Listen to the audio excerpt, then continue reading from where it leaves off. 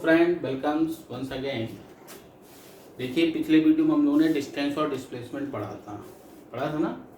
और हम लोगों ने ये देखा था कि अगर कोई भी दो पॉइंट्स हैं, ठीक है ना, जैसे कोई दो पॉइंट्स हैं, ये मान लें इनिशियल है, ये मान लें फाइनल है, ठीक है। यहाँ से मान लो इस पाथ के थ्रू गया या तो इस पाथ के थ्रू गया, तो दोनों पाथ में डिस्टेंस क्या होंगे, अलग अलग होंगे, ठीक है ना। लेकिन डिस्प्लेसमेंट क्या होगा, जो ये वाला पाथ है, ठीक है ना बेटा।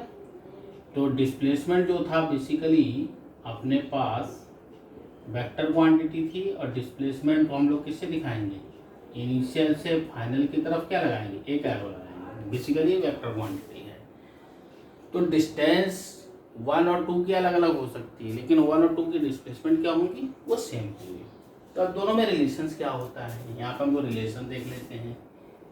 Relation between distance and displacement. Okay, देखा जाए तो यहाँ पर डिस्प्लेसमेंट क्या है, कम है, डिस्टेंस क्या है, ज़्यादा है, लेंथ से दिख रहा है, ठीक है ना।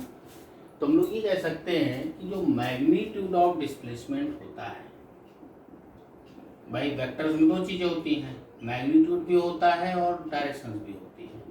इसलिए हम लोगों ने कह लिया मैग्नीट्यूड। मैग्नीट्यूड का मतलब दो डंडे लगा देना, ठीक है ना। Must be less than distance. Okay, अब यहाँ पर अगर देखा जाए डिस्टेंस हो गया, तो अगर मान लो कि ए से बी की तरफ यही पाथ से गया है, मान लो ए से बी सीधे ही गया हुआ है, ऐसे भी तो हो सकता है, तो डिस्टेंस और डिस्प्लेसमेंट दोनों क्या होंगे, इक्वल हो जाएंगे। यानी कि हर हाल में डिस्प्लेसमेंट क्या है, डिस्टेंस से कम है, लेकिन इक्वल भी हो सकता है कब, जब दोनों का पाथ सेम हो, यानी कि एक ही पाथ से गया हो, शॉर्टेस्ट पाथ से गया हो।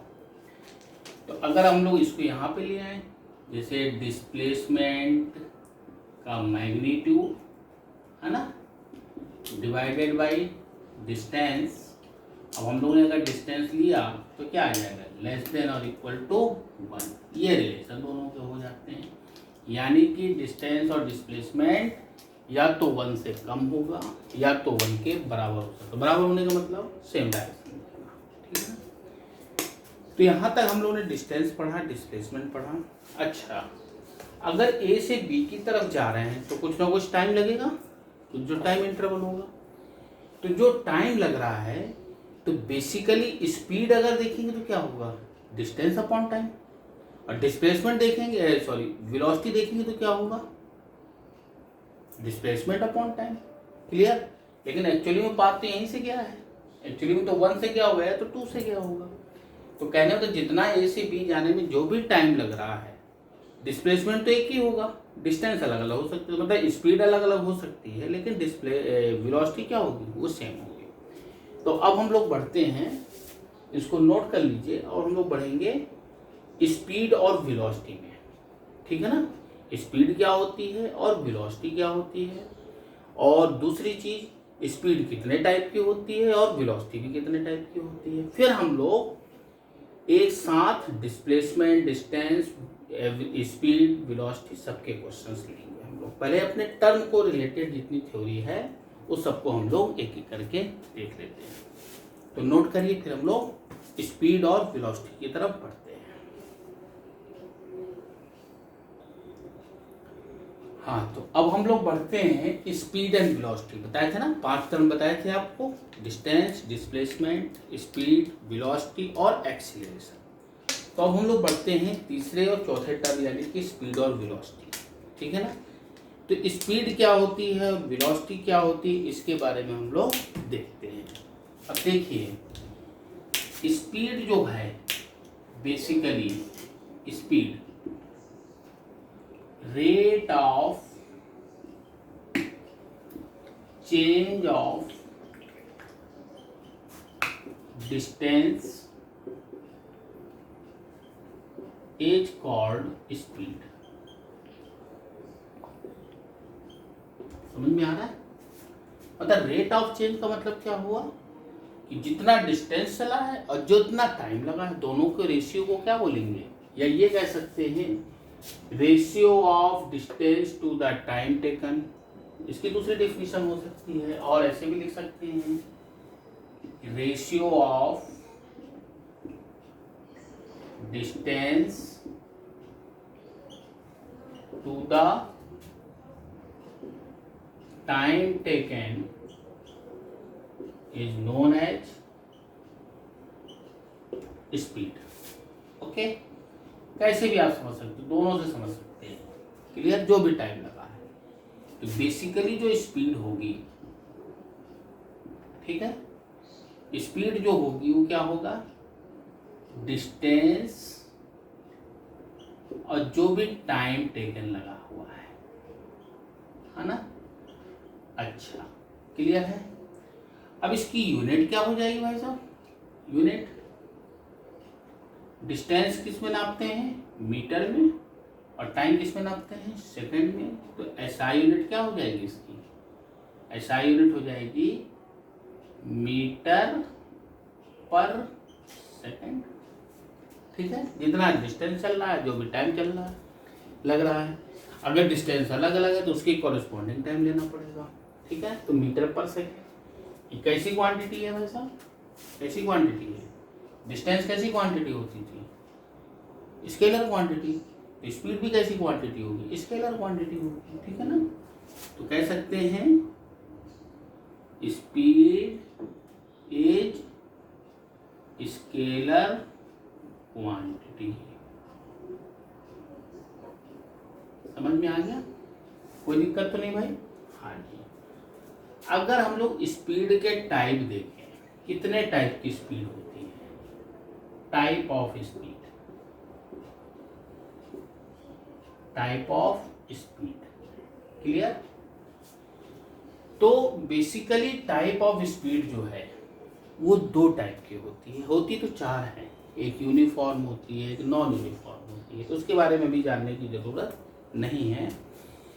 तीसरी होती है एवरेज स्पीड, और चौथी होती है एवरेज इंस्टेंटेनियस स्पीड, यानी कि फर्स्ट हो गया average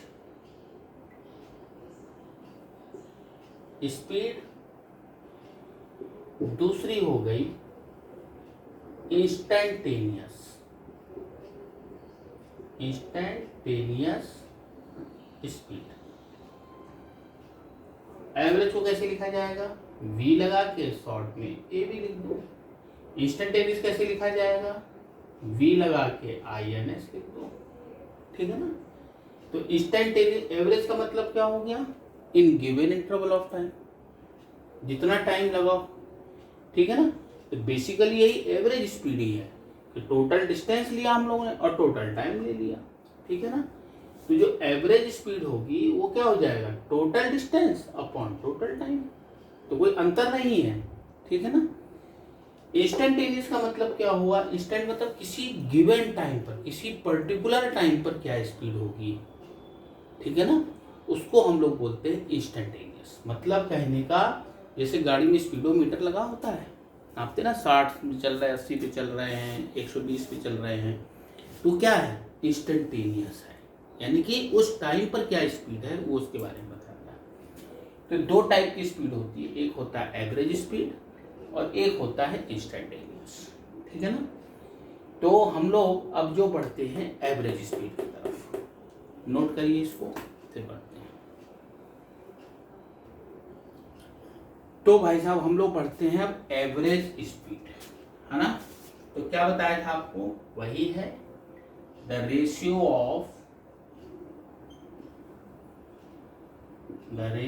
of total distance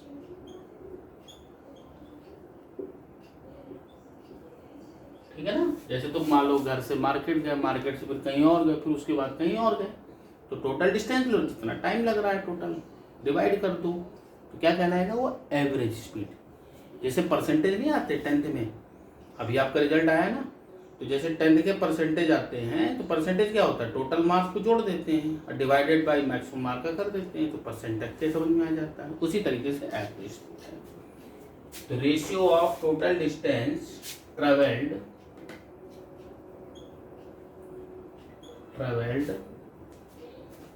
to the time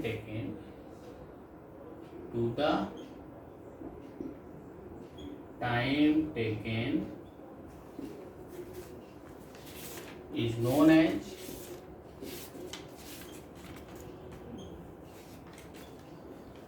average speed. ठीक है ना? तो क्या लिख सकते हैं, B average equal to total distance travelled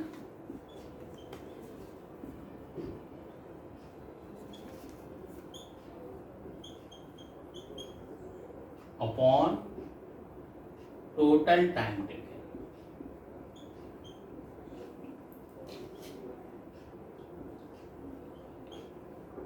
ये हो जाएगा एवरेज। यूनिट वही रहेगी जो मीटर पर सेकेंड है। कैसी क्वांटिटी होगी, स्केलर क्वांटिटी होगी। तो कहने का मतलब ये कैसी क्वांटिटी है, first point it is scalar quantity, second it's dimension क्या हो जाएगा, m0 l t -1, because length का हो गया l और टाइम का हो गया t, ऊपर चला जाएगा। And SI unit is metre per second. ठीक है ना? Important point, for moving body distance traveled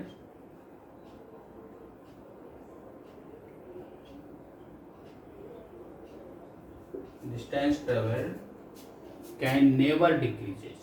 distance भी डिक्रीज नहीं हो रहा, भी डिक्रीज नहीं होगा, कैन नेवर डिक्रीजेस।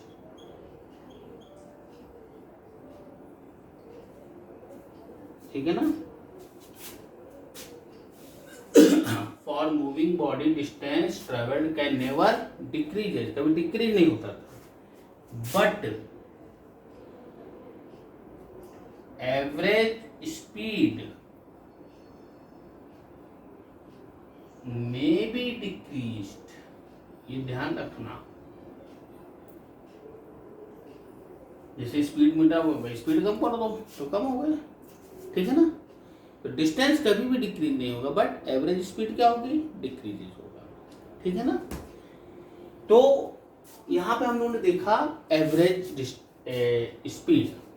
अब जैसे मान लो इसी को समझा देते थोड़ा सा। लो भाई यहाँ से आ गए, मान लो S1 डिस्टेंस चला, यहाँ पे टाइम कितना लगा T1। ठीक है? यहाँ से आ गया, मान लो S2 चला, फिर T3 लगा, फिर और आगे गया, मान लो S3 चला, फिर T3 लग गया। तो टोटल जोड़ दो, क्या हो जाएगा, S1 plus S2 plus S3, total distance जोड़ दिया, और अपन जितना टाइम लग रहा है यहाँ से आ जाने का, यहाँ से आ जाने का, यहाँ से आ जाने का, यानी कि T1 plus T2 plus T3 and so on. Okay? अच्छा, इंस्टेंटेनियस स्पीड जो है उसको हम लोग with the help of differentiation से निकालते हैं। तो उसके बारे में हम लोग थोड़ा बाद में बात करेंगे, जब डिफरेंशिएशन कर लेंगे तब उसके बाद हम लोग उसके बढ़ेंगे। अब इसके बाद हम लोग बढ़ते हैं वेलोसिटी में। वेलोसिटी भी दो टाइप की होगी, कैसी, एवरेज वेलोसिटी और इंस्टेंटेनियस वेलोसिटी। बस स्पीड और वेलोसिटी में क्या डिफरेंस होता है कि उसमें डिस्टेंस ले रहे हैं, उसमें हम लोग डिस्प्लेसमेंट लेंगे, चाहे उधर से चला हो या न चला हो। ठीक है ना? उस पाथ पे चला हो, शॉर्टेस्ट पाथ लेना है हमको, और अपॉन टाइम, जितना टाइम लगा होगा एक्चुअल पाथ को ट्रेवल करने में, उसी को वेलोसिटी बोलेंगे। तो फिलहाल इसको नोट करिए, फिर हम लोग आगे बढ़ते हैं वेलोसिटी पे। हाँ तो बेटा अब हम लोग बढ़ते हैं चौथे टर्म जिसको बोलते थे वेलोसिटी। वेलोसिटी भी दो टाइप की होगी, एवरेज वेलोसिटी और इंस्टेंटेनियस। इसको कैसे डिफाइन करेंगे भाई, the rate of change of displacement. अब यहाँ पर डिस्प्लेसमेंट लेंगे, ठीक है ना, is known as known as velocity. Okay, और बोल सकते हैं ratio of displacement to the time taken is known as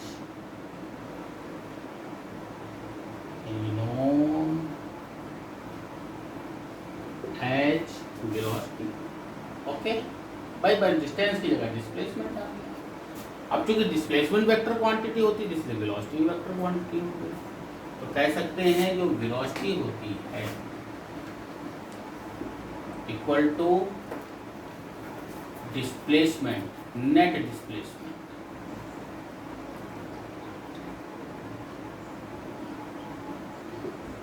divided by total time. Okay, unit इसकी भी वही होगी, डायमेंशन इसकी भी वही होगी, सब कुछ वही होगा, है ना। यानी कैसी क्वांटिटी है, it is vector quantity. Okay, its dimension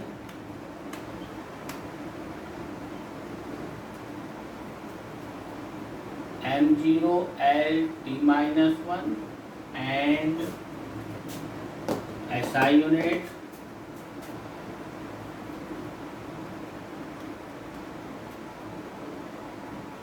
metre per second. Okay, clear बेटा?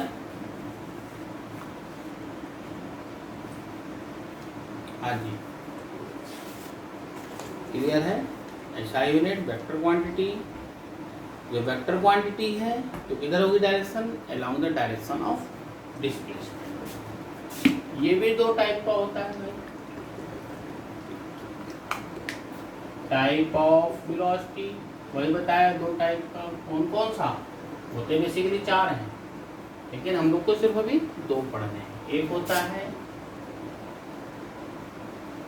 एवरेज वेलोसिटी, इसको दिखाते हैं v एवरेज से, बस इसको पर एरो लगा देंगे, है ना। दूसरा है इंस्टेंटेनियस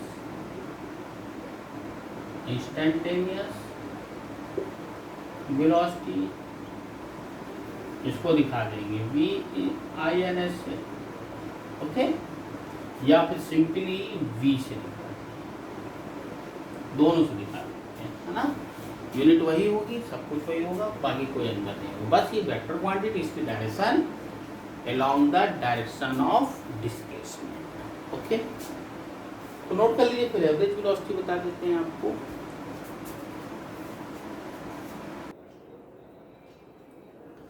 हाँ भाई, तो अब हम लोग बढ़ते हैं एवरेज वेलोसिटी, ठीक है ना, पहले टाइप का है।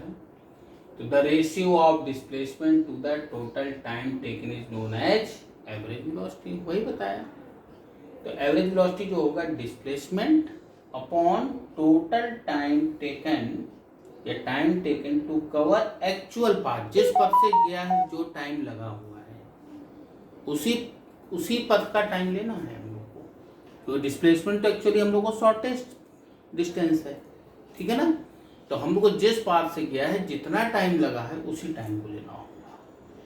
तो इसमें डेल्टा आर मतलब डिस्प्लेसमेंट है, वेक्टर क्वांटिटी है, final position minus initial position, या final point minus initial point, उसको वेक्टर टर्म में पोजीशन में दिखाएंगे हम लोग। टाइम लेना है या टोटल टाइम लेना है, ठीक है। तो डेल्टा आर क्या होगा, final minus initial position T और डेल्टा टी। अगर टाइम दिया हुआ इतना टाइम लग रहा है भाई तो टाइम रख देना, नहीं तो टोटल टाइम ले लेना। वही चीज पॉइंट है, it is a vector quantity, it's dimension this one, SI unit this one, वही पॉइंट्स आएंगे, ठीक है ना। तो अब अपना रिलेशंस क्या हुआ भाई दोनों के बीच में, एवरेज वेलोसिटी और एवरेज स्पीड में, क्योंकि इंस्टेंटेनियस तो भी बताया नहीं हम लोगों ने। तो अगर यहाँ पे रिलेशन देखो, relation between average velocity, sorry average, short में लिख रहे हैं ना, average speed and average velocity में क्या रिलेशन होगा भाई। अब एक चीज देखा था हम लोगों ने, जो डिस्प्लेसमेंट था का मैग्नीट्यूड, है ना, डिस्प्लेसमेंट का जो मैग्नीट्यूड था वो डिस्टेंस से क्या था, कम था या तो उसके बराबर था। ठीक है, अब इसमें भाई साहब डिवाइड कर दीजिए डेल्टा टी का, इसमें भी डिवाइड कर दीजिए डेल्टा टी का, तो क्या हो जाएगा, ये क्या हो गया, average velocity must be less than और इक्वल टू एवरेज स्पीड। ठीक है ना, तो हम लोग क्या कह सकते हैं भाई साहब, यहां से अगर देखा जाए तो एवरेज वेलोसिटी का magnitude must be less than average speed. ठीक है, या इसको इधर ले आओ, तो एवरेज वेलोसिटी का magnitude divided by average speed का रेशियो क्या हो जाएगा, लेस देन और इक्वल टू 1। ये आपका रिलेशन हो गया। ठीक है, तो हम लोगों ने आज की वीडियो में speed, average speed, velocity, average velocity सभी कुछ पढ़े। ठीक है ना, अब जो आपको अगले जो वीडियो में आएंगे उसमें एक्सीलरेशन आना चाहिए, लेकिन हम लोग अभी एक्सीलरेशन के बारे में नहीं जानेंगे। हम लोग इसके बारे में क्वेश्चंस करेंगे डिस्टेंस और डिस्प्लेसमेंट के, और यहाँ पे कुछ प्रॉब्लम एवरेज स्पीड और एवरेज वेलोसिटी के, जो हम लोग अगले वीडियो में आपको पढ़ेंगे। ठीक है ना, अगले वीडियो के दिन से ही आपको डीपीपी मिलनी शुरू हो जाएंगे। अगर नहीं मिलता है तो आप ऑफिस में कांटेक्ट करें। ठीक है ना, वहाँ पे सब डीपीपी सबमिट कर दी गई हैं, और you must be sincere about your study and DPP. Okay, रोज आपको डीपीपी मिलेंगे, मेरे चैप्टर के 5 क्वेश्चन, अंबोरी सर के चैप्टर के 5 क्वेश्चन जो आपको सॉल्व करने हैं। ठीक है ना, विद आंसर की आपको प्रॉपर नोटबुक में सॉल्व करते जाना है। ठीक है, फिर मिलते हैं हम लोग अगले वीडियो में। इसके बेस पे क्वेश्चंस लेंगे डिस्टेंस और डिस्प्लेसमेंट पे, और एवरेज स्पीड और एवरेज वेलोसिटी पे। तब तक के लिए थैंक यू।